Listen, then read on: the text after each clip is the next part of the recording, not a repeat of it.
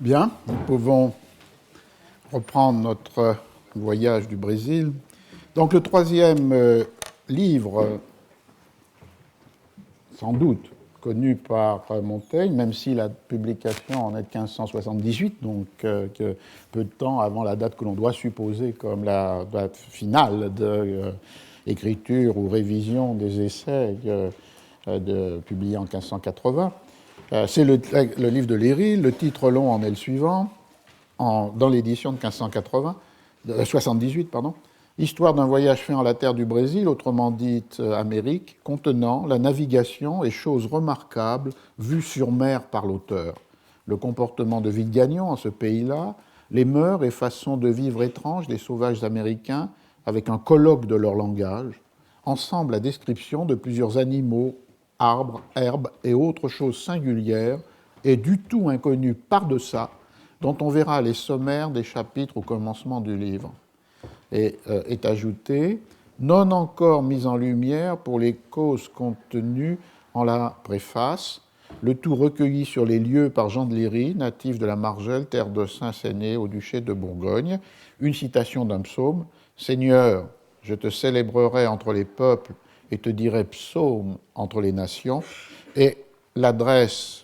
La Rochelle, mais qu'on peut penser être une fausse adresse pour Genève, en 1578. Donc le titre intéressant, comme vous le voyez, « Choses remarquables vues sur la mer », par l'auteur, donc l'insistance toujours sur cette idée de l'observation, du témoignage direct, et du tout inconnu par-deçà, puisque le livre de Léry est organisé sur cette tension, opposition, comparaison entre le monde de par-delà, l'Amérique, et le monde de par-deçà, l'Europe et en particulier la France. Lorsqu'on lit les préliminaires, ce qui est important, on voit que ce livre de 1578 est dédicacé au fils de Coligny, c'est-à-dire une manière de vouloir rendre grâce et louange pour l'amiral qui a été à l'origine de l'expédition de la France antarctique et qui a été ensuite trahi par Villagnon et qui est, selon Léry, calomnié par Thévet. Et la préface est particulièrement intéressante parce qu'elle est, comme dans beaucoup de textes du XVIe ou XVIIe siècle, un récit de publication. J'en donne les étapes. Thévet, Léry, qui était donc un cordonnier genevois qui fait partie de l'expédition des 14 protestants calvinistes demandés par Villagnon, envoyés par Calvin dans la France antarctique. Il arrive au Brésil le 19 novembre 1556 et il en repartira le 4 janvier 1558. Et dit-il, il faisait des relations, des récits de bouche, des relations orales de son voyage et de son séjour, ayant avec lui des manuscrits qu'il avait rapportés du Brésil et qu'il décrit comme étant écrits d'encre de Brésil. À la sollicitation de ceux qui l'écoutent, il rédige à partir de 1563 ce qu'il désigne comme un assez ample discours, et il est copié par un secrétaire, et ce manuscrit, qui était la copie au propre, remis à un ami, est perdu ou confisqué dans le contexte des guerres de religion à Lyon, à celui qui le possédait. Du coup, Léry réécrit son livre à partir des brouillards, c'est-à-dire des brouillons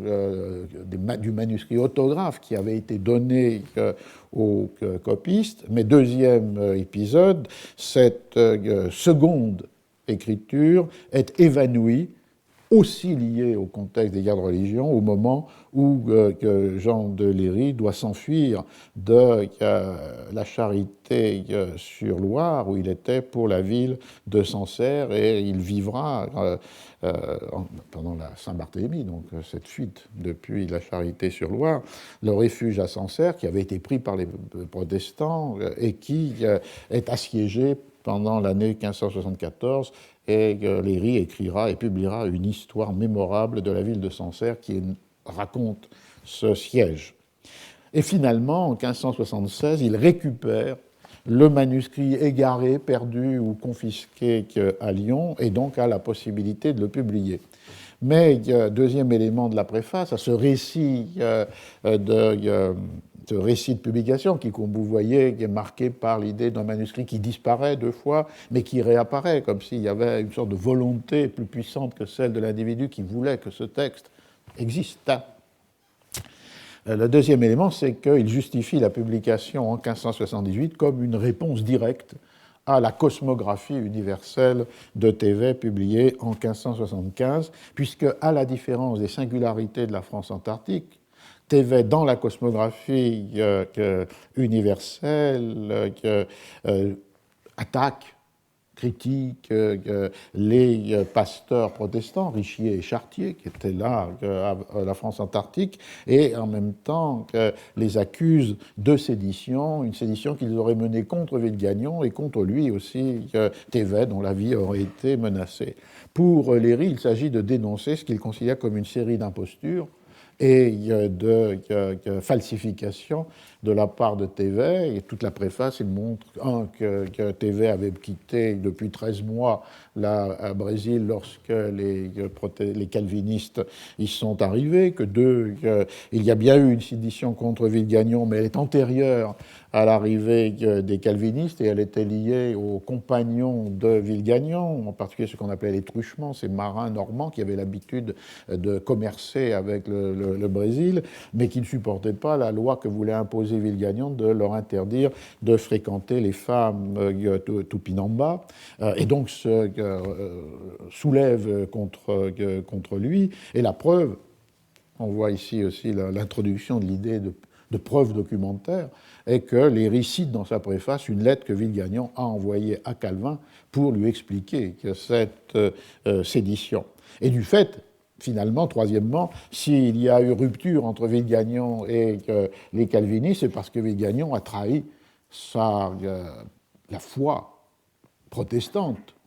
qui semblait être la sienne, comme le montraient les relations qu'il avait avec Calvin, et basculant totalement du côté du catholicisme, a obligé les protestants à quitter Fort-Coligny pour s'installer parmi les Indiens Tupinamba dans la baie de Guanabara, et certains des calvinistes ont voulu retourner dans le Fort-Coligny, et Villegagnon en a fait exécuter, massacrer 3 d'entre eux qui deviennent des martyrs de la cause protestante. Donc une dénonciation de ces impostures de Thévet, dans le récit même de l'histoire de la France antarctique et des tensions, des conflits entre protestants, calvinistes et catholiques, avec ce basculement de Villegagnon. Mais plus fondamentalement, pour rejoindre notre point de départ, ce qui est en cause dans le texte de Léry, c'est la crédibilité que l'on doit ou n'en doit pas accorder au récit de Thévet, cosmographe devenu cosmographe du roi, et dont il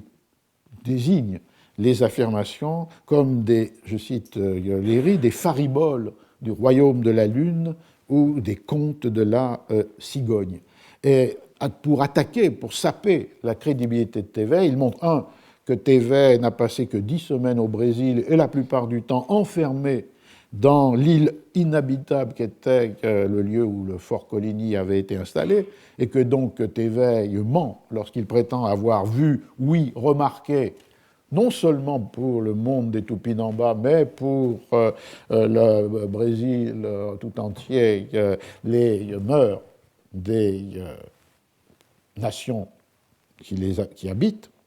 Donc il n'y a pas de possibilité de cette observation directe qui est la garantie du vrai. Et deuxièmement, qu'il ment aussi lorsqu'il dit qu'il connaît les langues indiennes, puisque Léry prend des exemples qui montrent très clairement qu'il n'en est rien, alors que lui, et c'est important dans le titre de 1580, qu'ensemble les mœurs et façons de vivre étanches des sauvages américains avec un colloque de leur langage, c'est-à-dire que le chapitre 20 est un colloque en langue sauvage et français, et c'est un des textes qu'a étudié de très près, comme ma collègue amie Andrea Daer, le professeur à Rio, dans un livre qu'elle a publié en 2012, A Oralidad Perdida, l'oralité perdue, et qui est fondé sur cette question de l'incorporation des langues indiennes dans les relations des voyageurs occidentaux, à commencer par les Ris, et ce dialogue qui est un dialogue mené en français et en langue sauvage, c'est-à-dire en langue tupinamba, et qui constitue un chapitre entier du livre. Il s'agit donc de détruire la crédibilité de Tevet sur ce fond de conflit religieux, en lui opposant l'authenticité de la relation de Léry, qui est fondée sur la vue et l'expérience, et qui, d'autre part, ne concerne que l'endroit où j'ai demeuré environ un an. Récusation à la fois des cosmographies comme compilation, récusation des prétentions universelles des cosmographies. On est très proche de ce que dit Montaigne lorsqu'il oppose la cosmographie à la topographie. Et finalement, là aussi, une homologie, pas forcément un rapport autre que là, mais une homologie entre les critères de crédibilité utilisés par Léry contre Tevet, en particulier le Tevet de la cosmographie universelle, et les critères de crédibilité, comme on l'a vu, qui sont ceux qui, pour Montaigne, définissent le véritable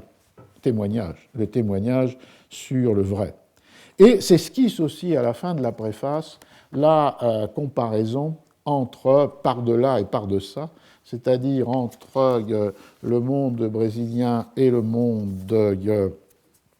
français, dans la mesure où ce que met en place Léry, c'est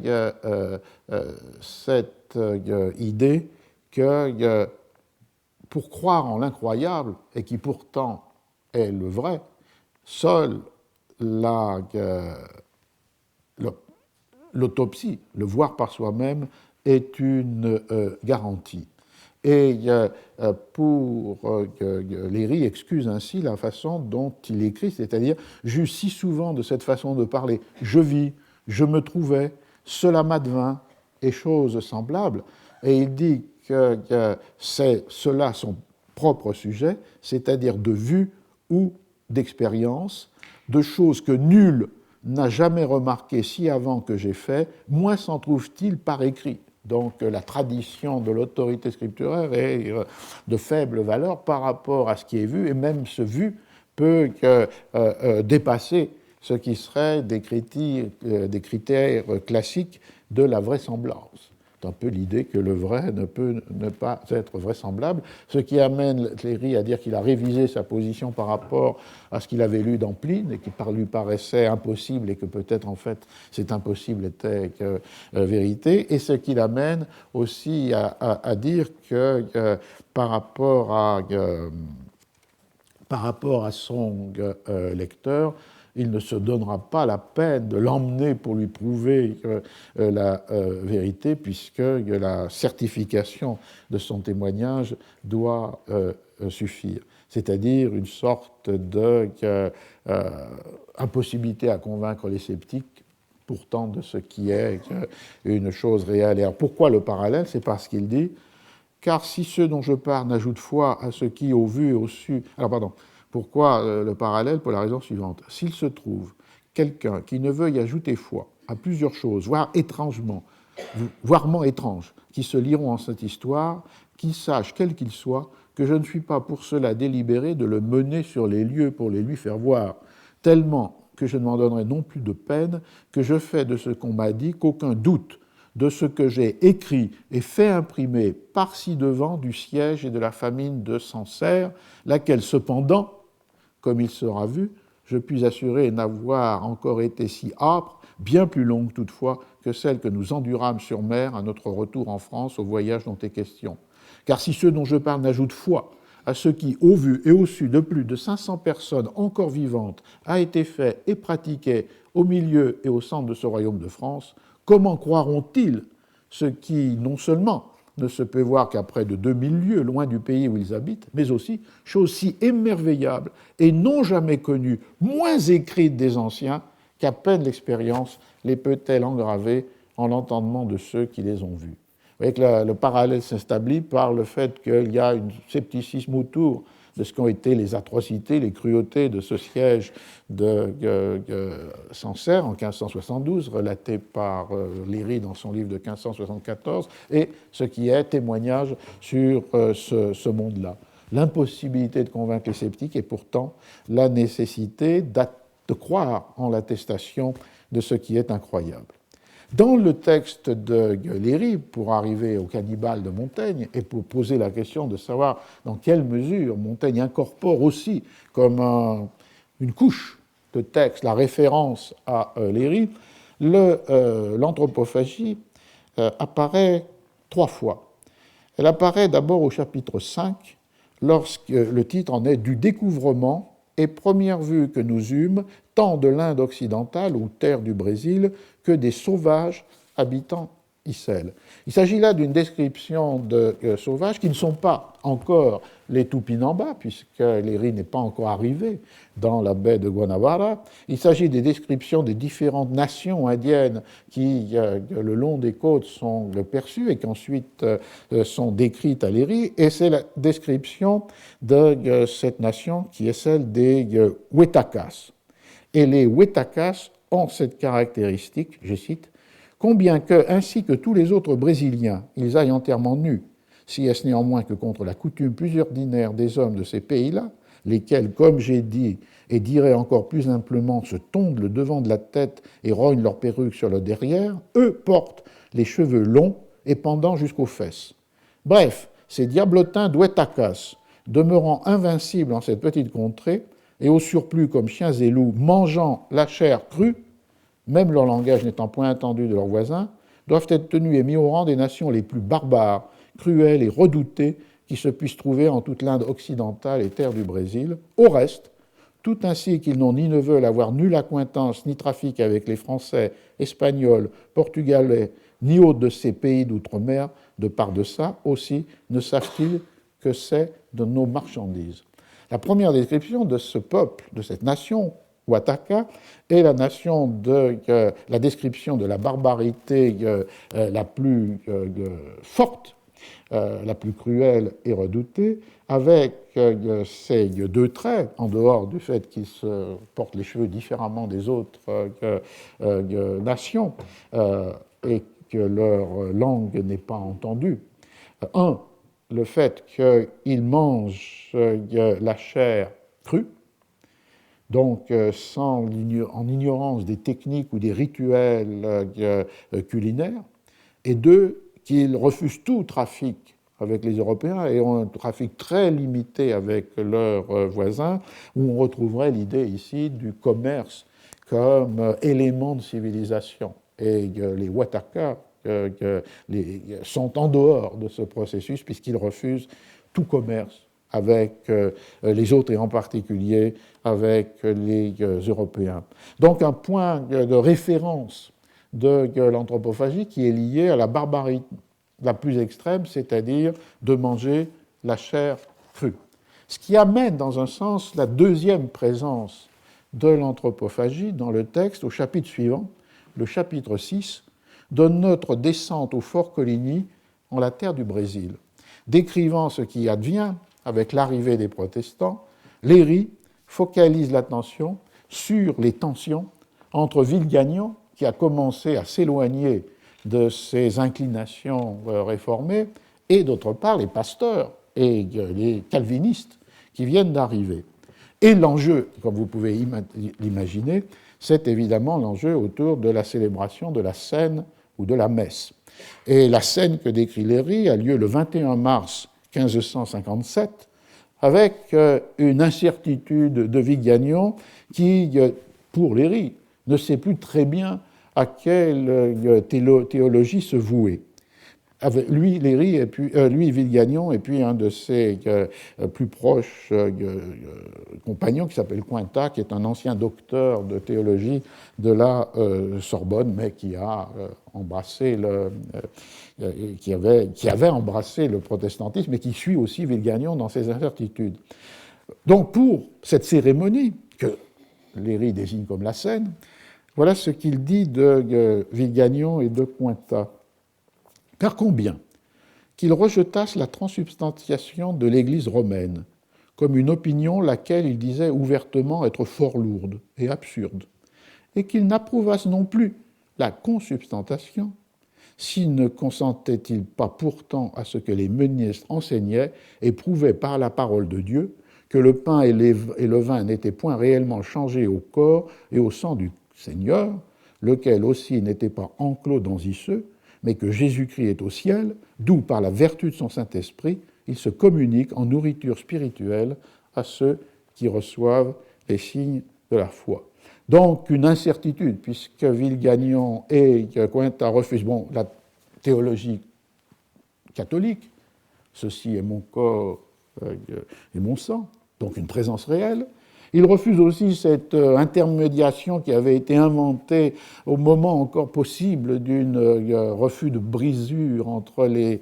confessions, qui était la consubstantiation, considérer que le pain et le vin étaient à la fois symboliques et réels. Et en même temps, il refuse l'enseignement des ministres, c'est-à-dire des pasteurs, qui est l'enseignement calviniste, c'est-à-dire le fait que le pain et le vin sont des signes. Or, quoi qu'ils en soient, disaient Villegagnon et Comtois, ces paroles, ceci est mon corps, ceci est mon sang, ne se peuvent autrement prendre sinon que le corps et le sang de Jésus-Christ y soient contenus. Que si vous me demandez maintenant, comment donc, vu que tu as dit qu'il rejetait les deux suscites opinions de la transsubstantiation et consubstantiation, l'entendait-il?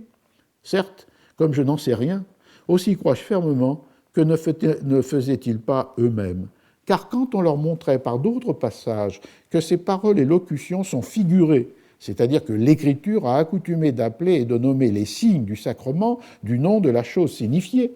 combien qu'ils ne puissent répliquer chose qui pût subsister pour prouver le contraire, si ne laissait-il pas pour cela de demeurer opiniâtre, tellement que sans savoir le moyen comment cela se faisait, il voulait néanmoins non seulement grossièrement, plutôt que spirituellement, manger la chair de Jésus-Christ, mais qui pis était, à la manière des sauvages nommés Huetakas, dont j'ai parlé ci-devant, il la voulait mâcher et avaler toute crue. C'est-à-dire que là, le rapport se fait immédiatement entre ce refus de considérer le pain et le vin comme signe, comme figure, doctrine calviniste, mais de les considérer dans la forme de la présence réelle, de la transsubstantiation qui transforme une matière en une autre, et à partir de là, le fait de considérer l'hostie comme le corps et le sang, donc, finalement, de s'être ramené, au moins dans cette perspective, l'Eucharistie au cannibalisme. Et les catholiques représentés maintenant par Villegagnon, qui a abandonné la réforme, sont comme les Huetakas qui mangent la chair crue, qui la mâchent et l'avalent. C'est un argument qui, évidemment, va être fondamental et est fondamental dans les controverses autour de la scène ou de la messe, entre la présence symbolique qui est celle du signe et la présence réelle qui est celle de la transformation du vin et du pain, et qui, d'ailleurs, restera même au XVIIIe siècle un élément. On a souvent commenté l'article de l'encyclopédie de Diderot et d'Alembert, anthropophage, et qui se termine par un renvoi, voyez Eucharistie, communion, autel. Et premièrement, sans considérer que ce renvoi est déjà présent dans le texte que traduisait pour partie l'encyclopédie, c'est-à-dire la Cyclopédia de Chambers, et que peut-être il y avait mis une intention ironique, là où en fait, dans la définition, c'était pour montrer que ces accusations qui considérait que l'Eucharistie était l'équivalent de l'anthropophagie, était, comme dit l'article de l'encyclopédie, fondé sur des notions vagues et sur des discours de gens mal instruits. Mais reste l'ambiguïté de cette référence entre un article qui a pour titre anthropophage et qui se termine par, vous voyez, Eucharistie, communion, autel, etc. Donc c'est la deuxième référence. La troisième, plus classique, c'est le chapitre 15, comment les Américains traitent leurs prisonniers pris en guerre et les cérémonies qu'ils observent tant à les tuer qu'à les manger. Je ne vais pas reprendre pour une troisième fois la description parce qu'elle est tout à fait classique. Elle reprend toutes les étapes que l'on a vues avec Staden, non connu de Montaigne, et Thévet, lu, critiqué mais utilisé par Montaigne, en particulier avec peut-être l'impact de ces deux images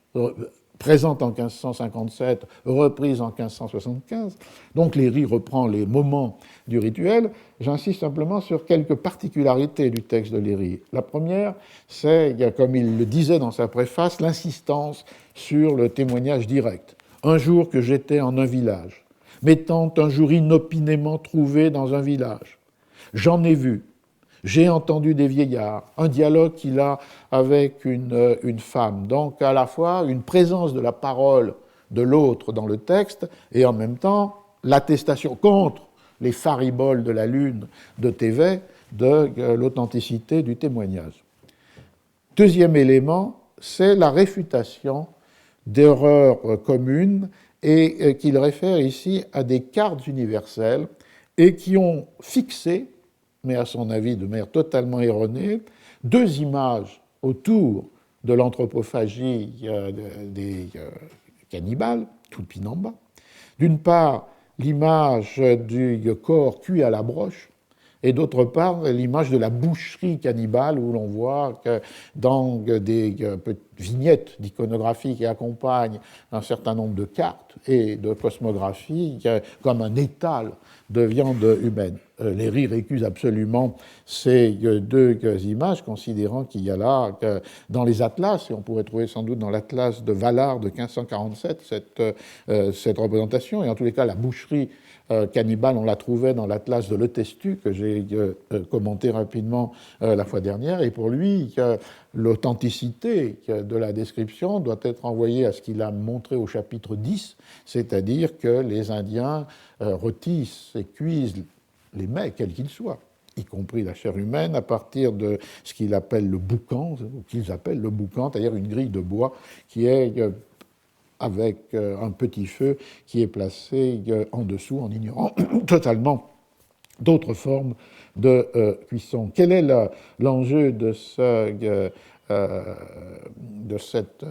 remarque? C'est de réaffirmer à nouveau l'authenticité seulement du témoignage par rapport à ce qu'il appelle des choses pas plus vraies que le conte de Rabelais touchant Panurge qui échappa à la broche tout lardé et à demi cuit. Et on retrouverait dans la plume de Léry, qui est très pittoresque dans un sens, vous avez vu l'image de la lune, l'image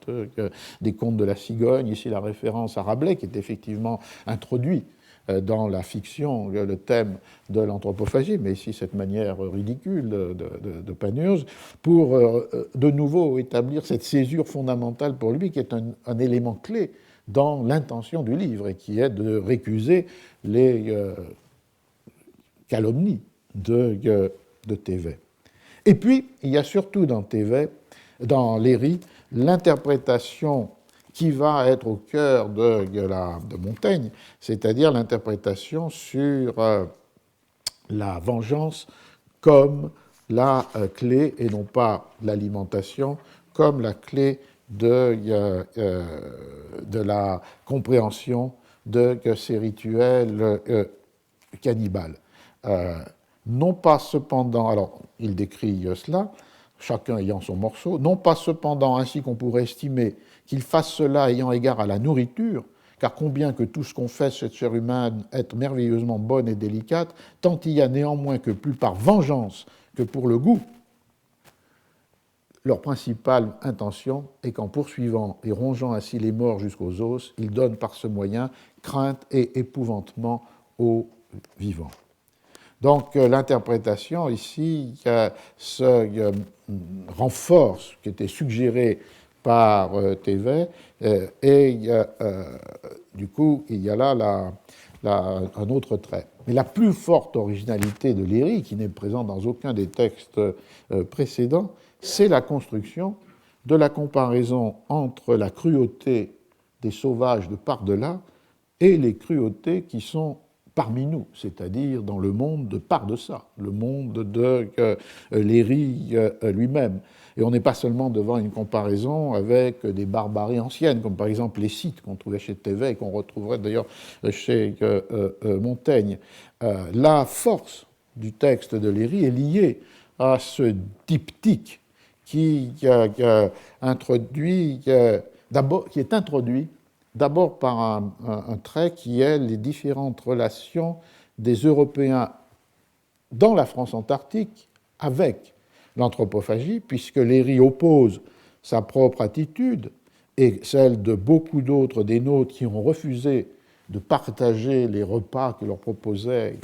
les Tupinambas, et inversement, le constat des franchissements possibles de cette différence par quelques truchements de Normandie, donc marins, pilotes, marchands normands installés au Brésil ou emmenés avec Figagnon, dit-il, qui avait demeuré 8 ou 9 ans dans ce pays-là, donc qui était antérieurement installé dans ce cas-là, et qui partageait ce rituel de l'anthropophagie qui était celui des nations du lieu. Et en fait, à ce moment-là, se brouille la distinction entre nous et eux, puisque les Normands deviennent des Tupinambas. Et donc, il y a là une introduction du thème de la comparaison à partir de ce franchissement de la frontière. Léry va le renforcer après avoir accumulé des descriptions des cruautés des Tupinambas. Et dans le chapitre, il va prendre, comme il le dit, 3 exemples. Je pourrais encore amener quelques autres semblables exemples touchant la cruauté des sauvages envers leurs ennemis. Et il a pris 3 exemples qui sont presque à entendre au sens d'exempla, c'est-à-dire si on admet que son texte a la structure sinon d'un prêche, comme il va se terminer, que les exemples ont des valeurs illustratives d'une vérité plus générale. Dans ce cas-là, les cruautés des Indiens. Les 3 exemples sont le massacre et la dévoration de tout un village de leurs ennemis margajas, mais qui pourtant s'étaient rendus, sont le massacre et la cuisson et la dévoration d'un Indien baptisé, mais qui était revenu au pays Tupi, qui s'appelle Anthony, et finalement qui c'est le massacre de deux Portugais. Donc, de là, je pourrais encore amener quelques autres semblables exemples touchant la cruauté des sauvages envers leurs ennemis, n'était qu'il me semble que ce que j'en ai dit est assez pour faire avoir horreur et dresser à chacun les cheveux en la tête. Et suit ensuite la phrase, et peut-être le mot le plus important de tout le texte de Léry, et qui peut avoir une projection dans le texte de Montaigne,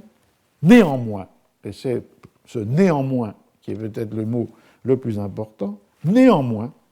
afin que ceux qui liront ces choses tant horribles exercées journellement entre ces nations barbares de la terre du Brésil pensent aussi un peu de près à ce qui se fait par-deçà parmi nous. Et à partir de là, la fin du chapitre va être cette comparaison renversement, même stratégie scripturaire que l'on a vue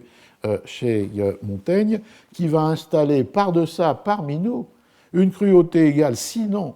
plus grande, que celle que l'on désigne dans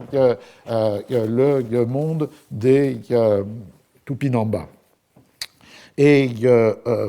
Léry convoque dans l'édition de 1578, après il va l'enrichir considérablement, mais dans l'édition de 1578, à la fois la métaphore et la réalité de l'anthropophagie dans le monde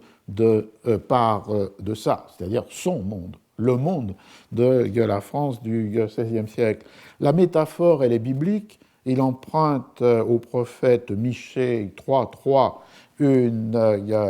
ce qu'il cite de cette manière-là, qui est un peu paraphrase. Voici pourquoi le prophète dit que de tels gens, il les a désignés comme les usuriers, écorche la peau, mange la chair, rompt et brise les os du peuple de Dieu, comme s'il les faisait bouillir dans une chaudière. C'est-à-dire ici, c'est le sens métaphorique de la dévoration qui est évoqué, et qui d'ailleurs, dans le texte du prophète, Michée, est un texte qui porte sur les usurpateurs de terres, de domaines, qui réduisent à la misère ceux de qui ils usurpent les terres. Et là, basculer par les riz sur les usuriers. Je dirais en premier lieu sur cette matière que si on considère à bon escient ce que font nos gros usuriers, suçant le sang et la moelle, et par conséquent mangeant tout en vie tant de veuves, orphelins et autres pauvres personnes auxquelles il vaudrait mieux couper la gorge tout d'un coup que de les faire ainsi languir, qu'on dira qu'ils sont encore plus cruels que les sauvages dont je parle. De la métaphore, il passe à la littéralité en rapportant trois ensemble de cas d'anthropophagie, l'un dans ce qu'il appelle les histoires, et qui sont des récits de cœur ou de foie mangé, tant en Italie qu'ailleurs. Et là, il faut comprendre que histoire renvoie à histoire tragique, c'est-à-dire essentiellement les histoires tragiques ou nouvelles de Bandello, qui sont une référence fondamentale pour le monde des lecteurs français dans les traductions de Belforêt et de Boistuau. Et histoire ici n'est pas le sens de chronique, il a le sens de ces histoires tragiques, mais qui ne sont pas nécessairement séparées de l'idée de renvoi à ce qui est advenu. Et puis, progressant de la littéralité, de la métaphore biblique à la littéralité de l'histoire, il en vient au témoignage direct sur son propre temps. Je m'en rapporte aux histoires. Et sans aller plus loin, en la France, quoi, je suis français et me fâche de le dire, durant la sanglante tragédie qui commença à Paris le 24 août 1572, dont je n'accuse point ceux qui n'en sont pas cause, entre autres actes horribles à raconter, qui se perpétrèrent lors par tout le royaume, la graisse des corps humains, qui, d'une façon plus barbare et cruelle que celle des sauvages, furent massacrés dans Lyon, après être retirés de la rivière de la Saône, ne fut-elle pas publiquement vendue aux plus offrants et derniers enchérisseurs? Les foies, cœurs et hautes parties des corps de quelques-uns ne furent-ils pas mangés par les furieux meurtriers dont les enfers ont horreur? Semblablement, après qu'un nommé Cœur de Roi, faisant profession de la religion réformée dans la ville d'Auxerre, fut misérablement massacré, ceux qui commirent ce meurtre ne découpèrent-ils pas son cœur en pièces, l'exposèrent en vente à ces haineux, et finalement, l'ayant fait griller sur les charbons, assouvissant leur rage comme chiens matins, en mangèrent. Il y a encore des milliers de personnes en vie qui témoigneront de ces choses, non jamais auparavant oui entre les peuples, quels qu'ils soient, et les livres qui dès longtemps en sont déjà imprimés et en feront foi à la postérité. Et donc il y a le double registre de référence à la Saint-Barthélemy et non seulement à Paris, mais aussi dans les villes de France, à commencer par Lyon, et d'autre part cette référence à ce Cœur de Roi, qui est une référence qui, dans l'édition de 1578, a une référence en marge,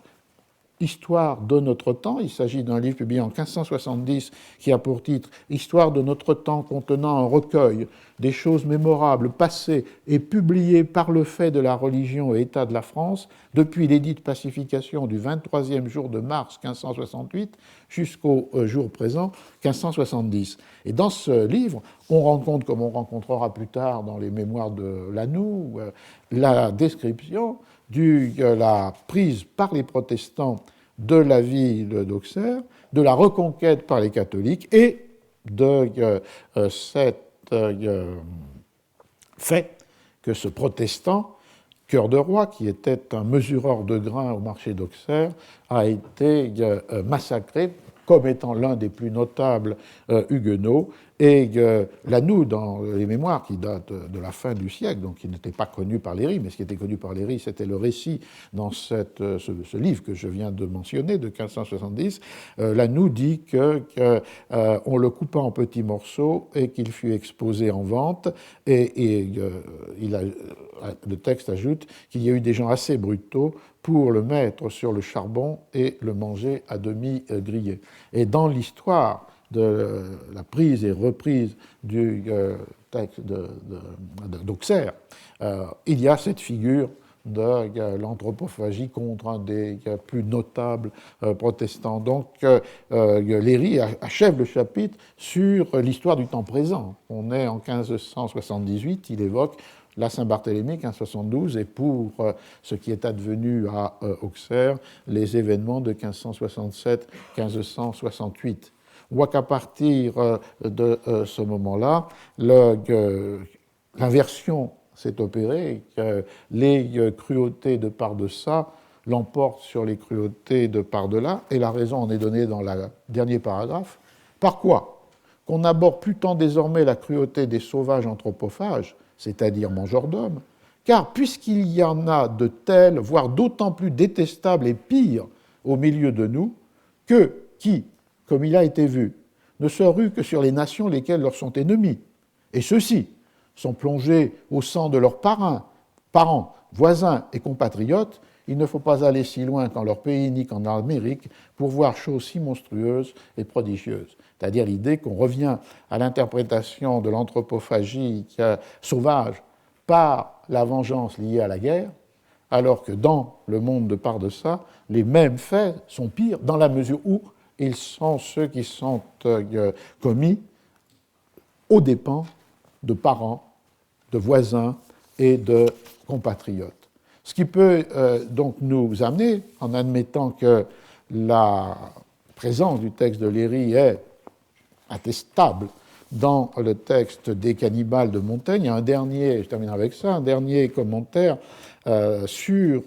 le chapitre 31, où on voit que la reprise finalement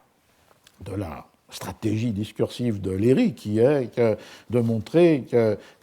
la sauvagerie est peut-être pire là où on pense qu'elle n'est pas, que là où on la décrit et où on la trouve. Et la stratégie de Montaigne est d'abord de créer le parallèle en disant qu'il est pire de manger un homme vivant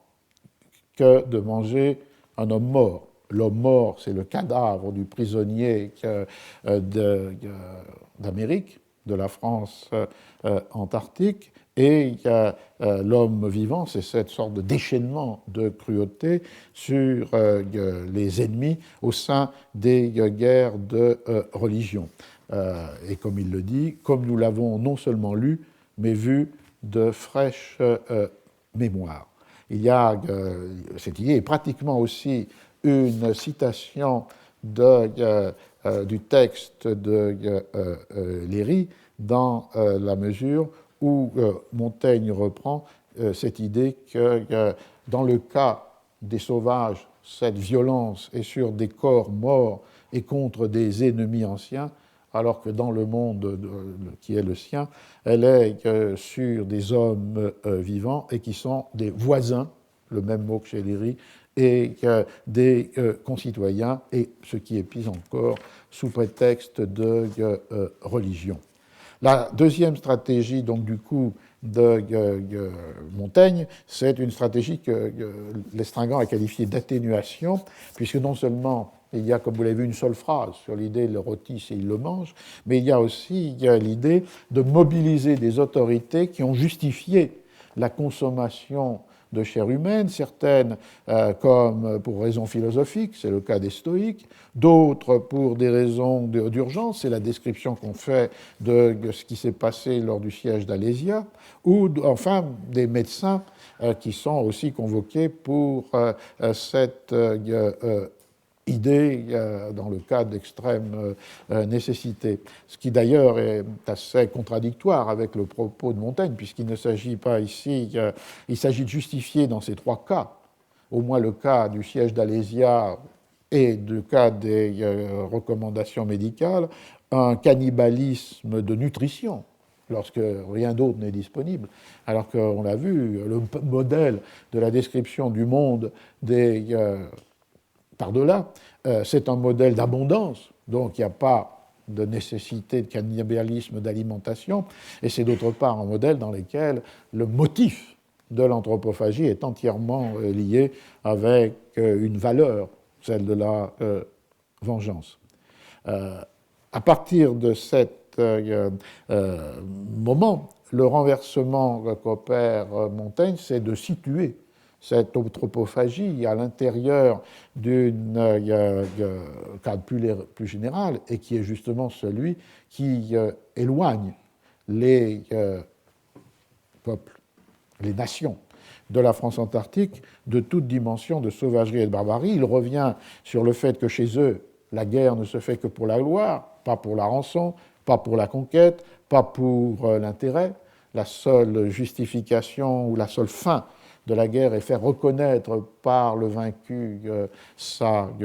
défaite. Et en même temps, face à cela, une deuxième raison de ne pas considérer comme sauvage ou barbare cette pratique, c'est la fermeté ou la vaillance des vaincus qui refusent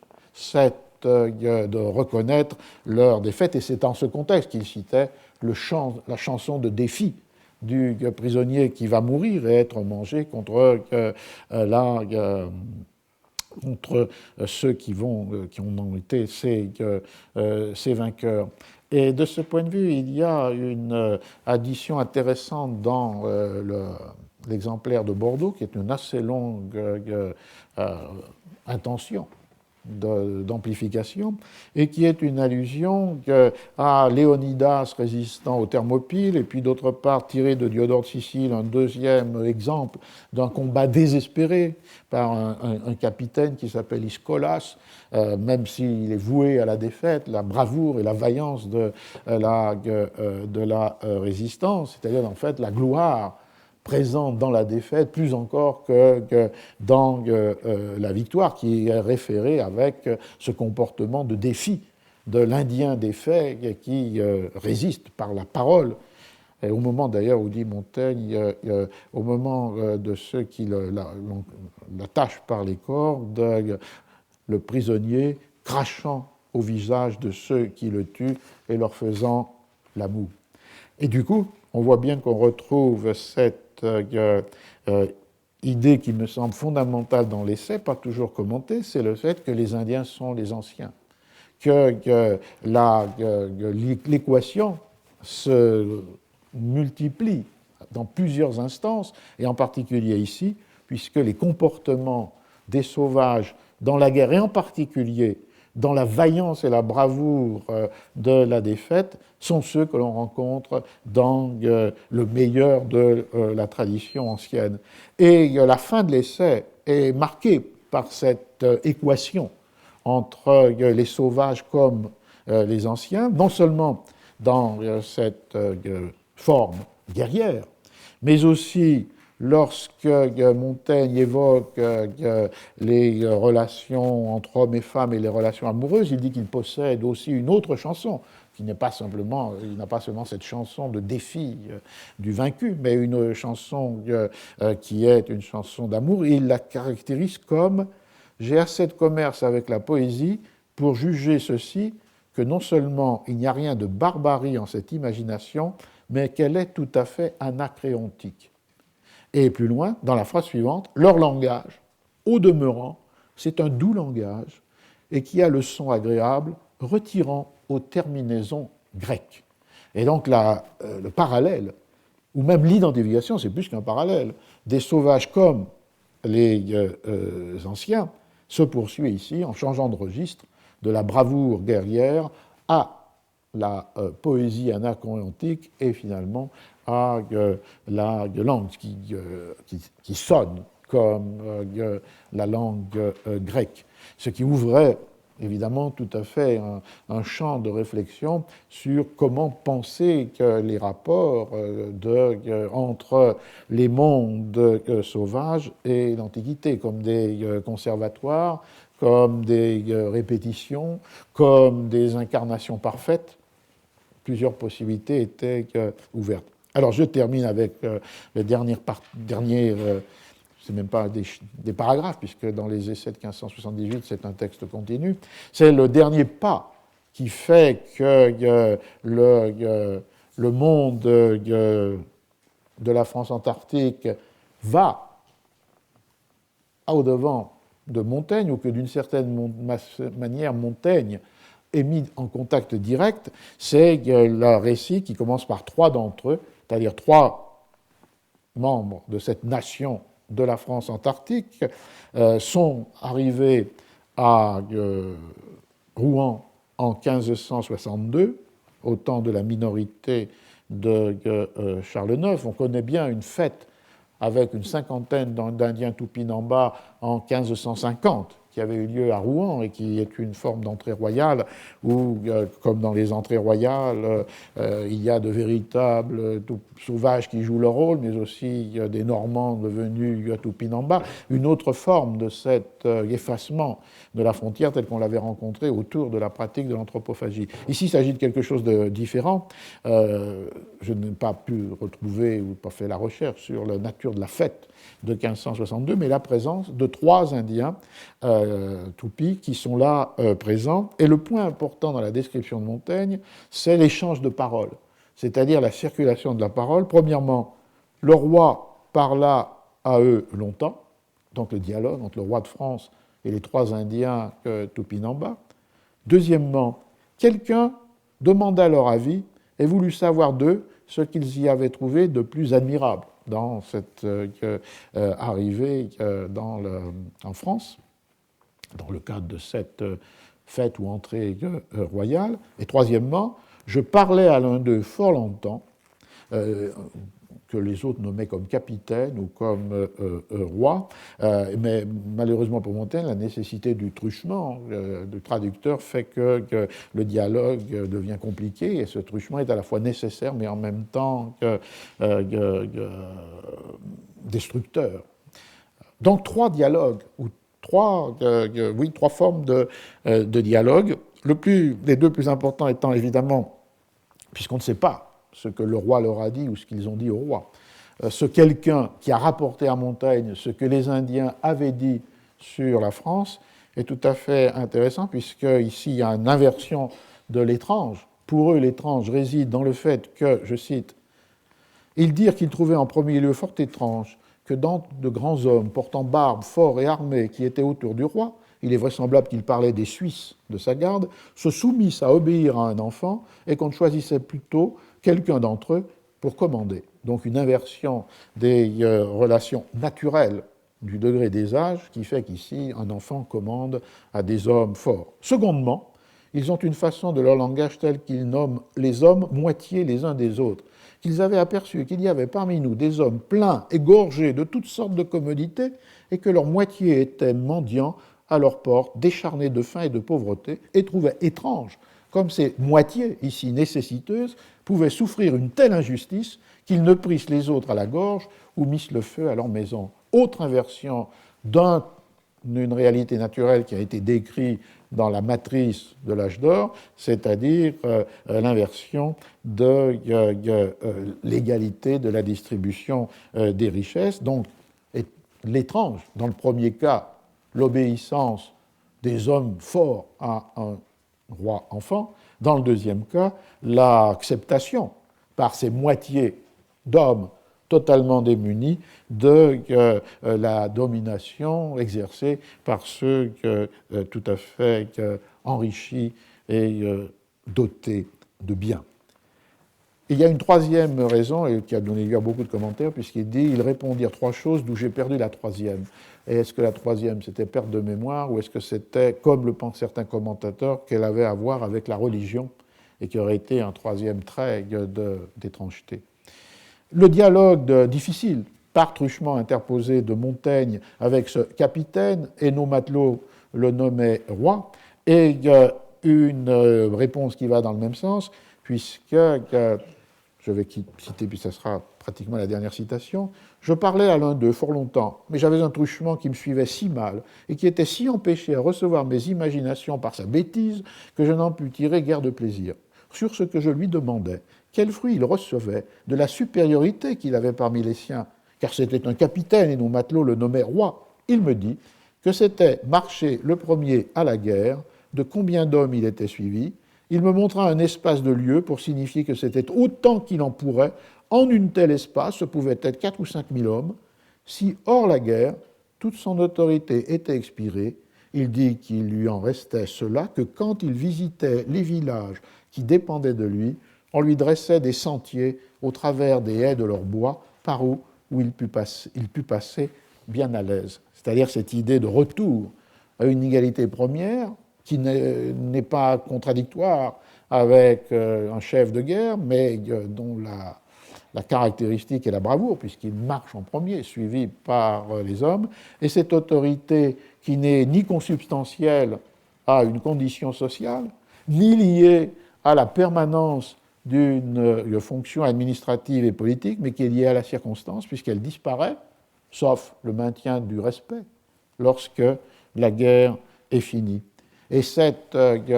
dans ces réponses de ces des trois dialogues, des trois Indiens avec Tupi, avec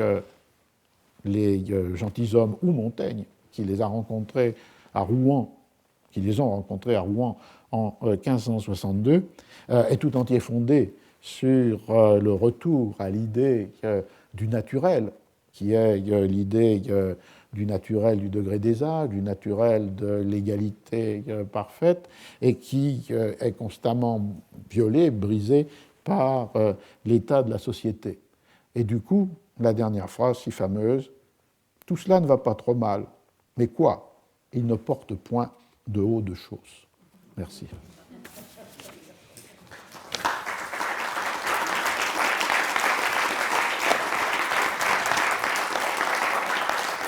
Bien.